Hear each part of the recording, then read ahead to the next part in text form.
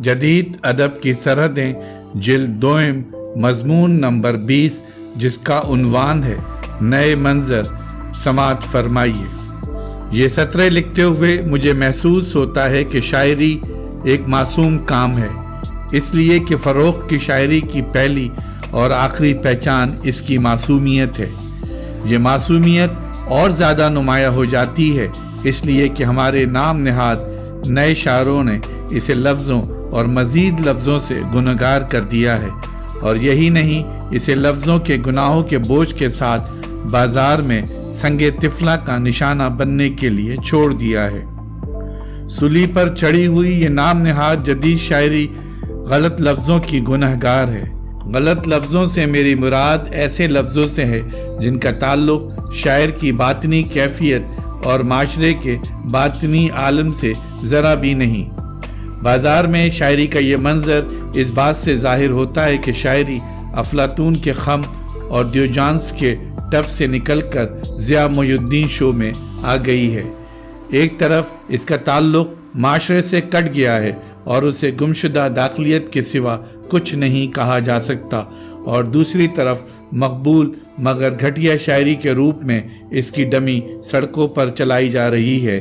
इसका गुनाह इसके अल्फाज हैं, लेकिन हमारी रूहें अब भी शायरी की देवी से रोशनी मांगती हैं, ऐसी रोशनी जिसमें इंसान अपनी रूह और अपनी रूह के साए में फ़र्क कर सके, ऐसी रोशनियाँ जिसमें इंसान ही नहीं रूह असर भी अपने क़ामत को पहचान सके।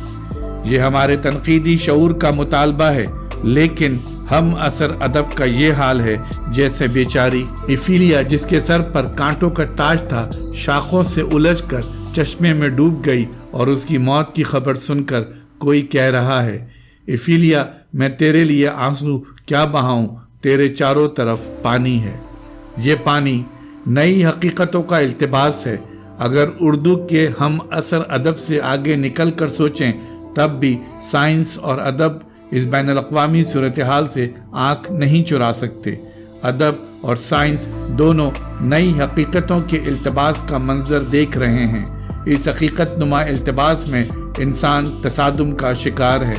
ये इंसान ओनियल का हेरी ऐप हो या रोबोट, दोनों इस इल्तिबास का इंतज़ाब करना चाहते हैं, मगर हेरी ऐप और रोबोट दोनों अपने आप से बिछड़े हुए हैं।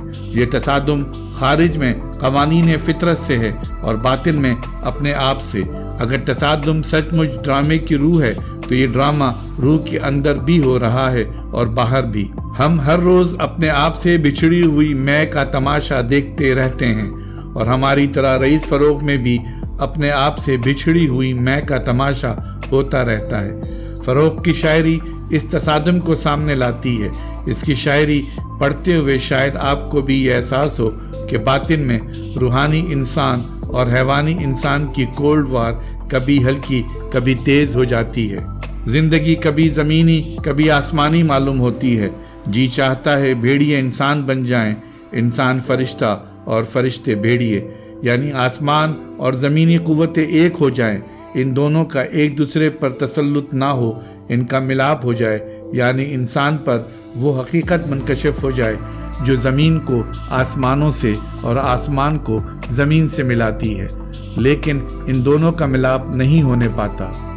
इसके बरक्स आज के अदब ने एक तरफ एब्सर्ड दाखिलियत की दीवार खड़ी कर रखी है और शायर और फनकार दाखिली कैफियतों के रिकॉर्ड कीपर बनकर रह गए हैं। इन पर अज़ल और अबद बल्कि एक लम्हे का कोई भेद मुनकशिफ नहीं है। दूसरी तरफ हमारा अदब इन लोगों से मुखातिब होने की कोशिश करता है जिनका जहन हमारे सिंबल, हमारी ईमाइयत कबूल नहीं कर सकता। अदब में निराज का वक्त है और निराज की इस दुनिया का एक बासी रईस फ़रोग़ भी है। निराज का ये शहर रिवायत की बंदी टिकी दुनिया से मुसाफिर की तरह आया। पाबंद मुमलिकत से आने वाले मुसाफिर की मुलाकात तेहरान की सरजमीन पर खानम जान से हुई। औरत का बदन नाचे तो किरण वो बेचारी खानम जान। फ़रोग़ ने उसे रंग और रोशनी के इल्तिबास में स्टेज पर डूबते देखा। स्टेज से फनकार के गिलास तक सब्जी फैल गई। उसने कहा, میں اپنے لاہور کو سپرد خاک کر چکا ہوں۔ پابند مملکت کا یہ مسافر روایت سے لاہور تک اور لاہور سے 20ویں صدی کی موت کے خوف اور خودکشی کے احساس تک پہنچ گیا، لیکن یہ سفر صرف شعور کے سہارے نہیں ہوا، بلکہ اس مسافر کی ان گنت لاشعوری کیفیتوں نے اپنے ہیجان سے اس کی شاعری کی حید کو بھی توڑ کر رکھ دیا۔ اس نے عوام کی طرح موت کے خوف سے نجات کا راستہ بیمہ کمپنی کی جنت میں تلاش نہیں کیا۔ معاف کیجئے، میں نے غصے میں اپنے درمیانی طبقے کو عوام کہا ہے۔ درمیانی طبقے سے فروغ کو بھی تعلق تھا، مگر اس نے اپنی شاعری میں ایک انتہا سے دوسری انتہا تک سفر کیا ہے، لیکن وہ موت کے خوف سے، جنس کی لذت سے، غنائیت کے خوف سے آزاد نہیں ہو سکا۔ بات یہ ہے کہ فاکنر نے نون مین راشد کی خودکشی اور اس خودکشی سے فروغ کے ڈاکٹر فانچو کے 32 دانت ٹوٹنے تک موت اور خودکشی کا یہ احساس اس دور کی نمائندگی کر رہا ہے۔ میں کہتا ہوں، آج کے انسان کے لیے موت تو خیر موت ہے، دانت کا درد بھی بڑی چیز ہے، کیونکہ اسے التباس کی اس دنیا میں اپنی داخلیت اور اپنے احساس کے علاوہ کچھ بھی حقیقی نہیں معلوم ہوتا، اور اسی لیے آج کی شاعری کا شعلہ اپنے رنگ اور ٹیمپریچر میں مختلف بھی ہے، اور نئی دنیا کا اعلان بھی، یعنی اس دنیا کا اعلان جسے وہ اب تک دریافت نہیں کر سکا ہے۔ میرے کبوتر اپنا آنگن بھول گئے، بائبل کہتی ہے۔ یسوع بپتسمہ لے کر فلفور پانی کے پاس سے اوپر گیا، اور دیکھو اس کے لیے آسمان کھل گیا، اور اس نے خدا کے روح کو کبوتر کی مانند اترتے اور اپنے اوپر آتے دیکھا۔ یہ کبوتر ہماری زمین پر معصومیت کے سمبل ہیں۔ زیتون کی شاخ کے ساتھ ہمیں فاختہ نہیں کبوتر نظر آتے ہیں۔ یہی کبوتر اردو شاعری کی روایت میں عشق کے ایروگرام لے جاتے تھے، پھر ہم نے انہی کبوتروں کو حرم سے اتر کر آتش کے کاندھوں پر بیٹھے دیکھا۔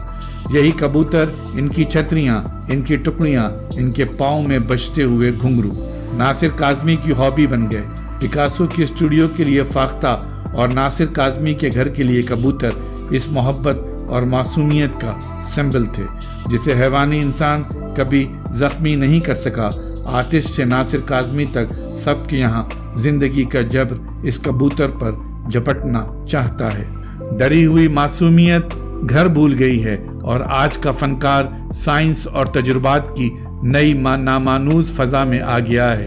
نئے عہد کے ستاروں اور امیجز کی دنیا میں اب کبوتر نہیں، بوڑھی چیل ہماری روایت کا سمبل ہے۔ قبرستان کی بوڑھی چیل ہنسی، نیلی آندھی کا آنچل تھامے وہ ایک مردہ کے سرہانے پھول بچھانے آیا تھا۔ پھر موسم کی پہلی بارش ٹوٹ پڑی، ٹوٹی پھوٹی لاشیں کٹی پھٹی قبروں سے نکلی۔ میں تیری محبوبہ ہوں، میں تیری محبوبہ ہوں، ایک رومانی قصے کا عنوان۔ ہماری شاعری نے جدید عہد میں جو آفاقی لو روشن کی ہے، وہ لو فروغ کی شاعری میں بھی موجود ہے۔ رئیس فروغ اور آپ کے درمیان میں ریفری کے فرائض انجام دینا نہیں چاہتا، اس لیے کہ میں ان کا دوست ہوں اور آپ میرا فیصلہ ماننے سے انکار کر دیں گے۔ فاکنر کا خیال تھا کہ مرد اپنی ماؤں، بہنوں اور بیویوں کے ہاتھ میں ہوتے ہیں، اسی طرح شاعر بھی اپنے قاری کے ہاتھ میں ہوتا ہے، وہ قاری جو اس کا دوست بھی ہو سکتا ہے، تنقید نگار بھی اور قاری بھی۔ فاکنر کہتا ہے کہ عورتیں سوچتی نہیں، شواہد سے نتیجے تک ایسے ٹیڑھے میڑھے طریقے سے پہنچ جاتی ہیں کہ شاعر ان کا ساتھ نہیں دے سکتا۔ میں نے بار بار فاکنر کا حوالہ دیا ہے، اس لیے کہ خانم جان سے مجھے فاکنر کے ناول کا وہ منظر یاد آتا ہے جس میں مس برڈن ایک ویران مکان کے پائیں باغ میں مردوں کے ساتھ ہائیڈ اینڈ سیک کھیل رہی ہیں، اور اسی کھیل کے دوران ایک جگہ جھکی ہوئی ہے تاکہ کوئی اسے پکڑ لے اور اس پر قبضہ کر لے۔ ایسا لگتا ہے جیسے فروغ نے، خانم جانم نے اس مس برڈن کو پکڑ لیا ہے، اس پر قبضہ کر لیا ہے۔ میں نے اسے ازراہ کرم دفن کیا بستر کی گہرائی میں۔ میرا جی نے کہا تھا، چار فقط 4 قدم فاصلہ مجھ سے تیرے جسم کا ہے۔ فروغ کے ہاں عورت اور فنکارانہ فاصلہ کس قدر کم ہو گیا ہے۔ 4 قدم سے بستر تک آپ نے دیکھا کتنا مشکل سفر تھا۔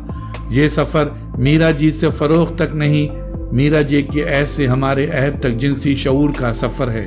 अगर आप इजाज़त दें तो अर्ज करूं कि फॉकनर के यहाँ 2 किस्म की औरतें मिलती हैं।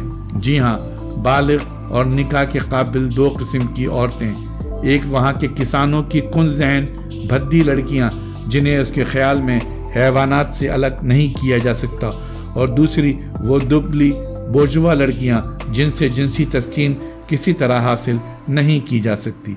फ़रोख के यहाँ भी मुझे 2 तरह की औरतें मिलती हैं। एक वो जिनसे जिनसी तस्कीन हासिल की गई है, और दूसरी वो जिनमें मर्दों के आइडियल बनने की तमाम खुसूसियात मौजूद हैं मगर कभी हाथ नहीं आती। लज्जत और महरूमी के ये दोनों पस मंज़र फ़रोख के यहाँ हकीकत के 2 मुतसादिम रूप पेश करते हैं। फ़रोख की शायरी जदीदियत के ऐसे मोड़ पर सामने आ रही है जब महबूब ख़िज़ां के लफ्ज़ों में रास्ते हर तरफ को जा रहे हैं। एक विजन और रिदम को तोड़कर शायरी के नए इम्कानात के बीज बोए जा रहे हैं। दूसरी तरफ नए सिंबल्स की तलाश का सफ़र अनजानी दुनियाओं में पहुंच रहा है।